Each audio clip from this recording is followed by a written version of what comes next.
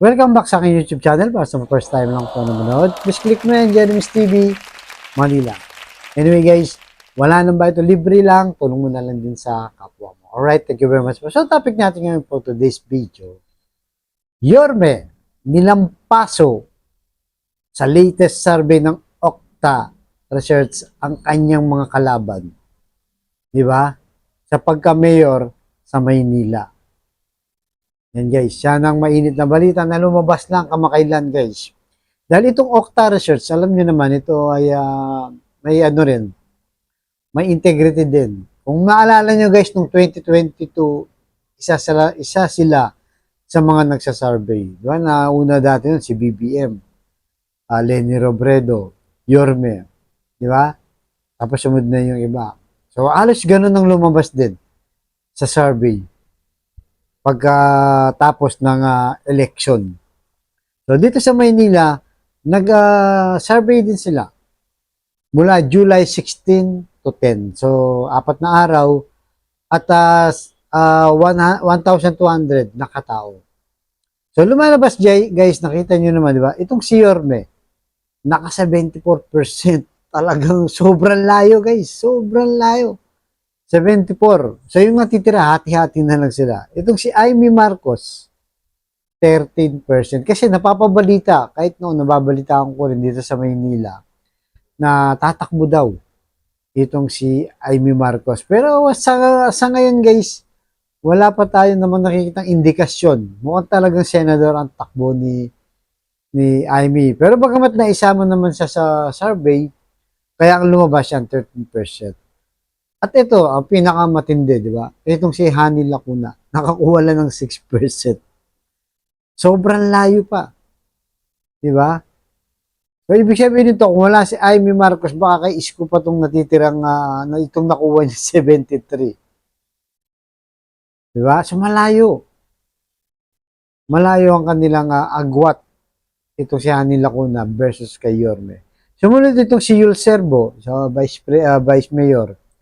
5% lang. Medyo dikit sila pero sobrang baba. At pinakulit si Villar, 1%.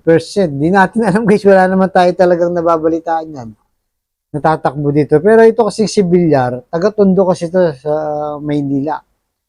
Malay natin kasi bilyonaryo to guys, di ba? Isa sa pinakamayaman dito sa ating bansa. So, dyan pa lang guys, dyan pa lang, talagang walang panama. Itong si Mayor Hani Lacuna. Kahit ako guys, nung 2022, di ba? Kaya ako rin binoto si Hani Lacuna dahil nga kay Yorme lang din. Di ba? Maraming ganyan. Dahil kay Yorme. Kasi katandem niya, maganda yung kanilang partido. Halos palado lahat guys. Panalo lahat ng kapartido ni Yorme. Ngayon lang mangyayari talagang maghahati sila. Di ba? Pero habang tumatagal guys, makita mo naman, di ba? Makita mo naman sa dami ng taong dinudumog siya kahit saan sa magpunta dito sa Maynila. Talagang yung tao sumisigaw, bumalik ka na. Bumalik ka na, Yorme. O, di ba? Kasi iba yun guys, eh. Iba yung tao na ang nag-aano sa'yo. Sumusuporta. Parang wala ka nang magagawa. Di ba? Parang napakahirap naman siguro sa party ni Yorme. Alam naman natin guys na sa Senado, lumalabas din na pangalan ni Yorme. Mataas din sa survey. Nagsi-6-7 siya, di ba? Kasi hanggang 12 yung senador ngayon darating na midterm election. Malakas din siya sa Senado. Kaya talaga malaki ang ugong-ugong. Kahit ako guys, ini-expect ko. Kahit ako, mas gusto ko actually itong si Yorme sa Senado para makilala ng buong bayan kung paano siya kumilos, di ba? Kung paano siya magpatayo ng Mr. World Class. Yan ang tawag ko dyan, di ba? Yung mga pinatayo niyong mga condominium, di ba? World Class na hospital, di ba? Yung Manila Zoo, pinaganda, pinalinis sa Maynila, unang upo pa lang, di ba? Nagulantang ang lahat. Bakit? Dahil yung Divisoria. Talagang dekadong problema. Nung dumating siya, para siyang walis na winalis sa lahat yung mga karat dyan at kung ano-ano mga tinitinda. Oo, napakagulo talaga nun. Kaya mula noon talagang yung Maynila ay patuloy na na nag-iingay sa social media. Lalo pa hands-on naman itong si Yorme, di ba? Talagang bumababa sa ground. So kahit hindi ka mag-okta survey, guys, yun na lang eh. Ang basihan mo na lang, guys, yung kung saan sa pumunta, dinudumog ng tao. Pansinin nyo nga itong si Hani Lacuna. Di ba? Nung time na bagyo, guys, umiikot din naman siya, in fairness sa kanya, talagang tumutulong din naman siya. Pero makita mo yung dama ng tao hindi nila maramdaman. Bagamat nandun siya, ibig sabihin hindi siya dinudumog, 'di ba? Yung tao hindi siya niyayakap po ano, parang medyo malayo sa masa kasi. Alam naman natin doktora siya, hindi naman natin hindi tayo against na mayaman siya o doktora siya. Kumbaga, si Yorme kasi kahit anong gawin natin galing sa hirap. Kaya ramdam ng tao yan. Lalo na dito sa Maynila. Sa Pilipinas lang hindi umubra dahil nga wala, hindi natin alam, di ba guys? At sa tingin ko, baka kulang pa talaga sa panahon. Hindi sa experience guys, sa experience, kayang-kaya ni Yorme patakbuhin ng ating bansa. Yung kulang pa yung nakita ng ibang mga kababayan natin. Unlike dito sa Maynila, na talagang nakita natin yung napakalaking pagbabago sa Maynila. At talagang malakas si Yorme, hindi natatalo kahit anong takbuhin niya dito sa Maynila, di ba? Kahit anong partido pa siya wala. At ngayon, bumubuo na siya ng sarili ng partido. At malaman natin guys kung ano talaga yung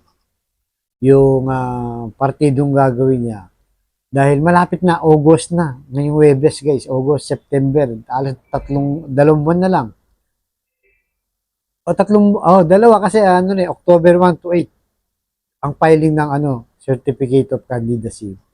So, malamang sa alamang guys, talagang bago pumatak ng October, alam na natin. Di ba kung sino yung lahat ng kanyang mga councilor, congressman. Ngayon marami na pero kulang pa rin, di ba na-vlog na naman natin dito guys. Nakita niyo naman. So yun guys, patuloy po natin suportahan si Yorme dahil nga talagang sa ngayon pa lang, wala pang kampanya, nag-iingay na ulit ang Maynila. Manila, great again na ulit, di ba? Kasi ngayon talagang tumahimik guys. Tumahimik ang Maynila. Meron ginagawa sa kanila kuna pero hindi ganun kagaya ni Yorme. Yung talagang pinakaibahan nila. Di ba? At yung masa talagang naka-Yorme.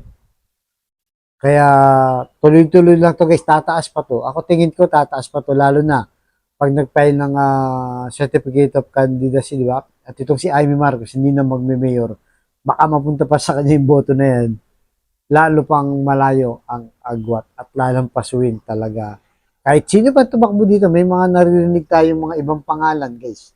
Natatakbo daw dito. Bukod dito sa nakalagay dyan sa survey, meron pa. Pero kahit sino, guys, talagang alam ko walang makakabangga kay Yorme. Walang lulusot.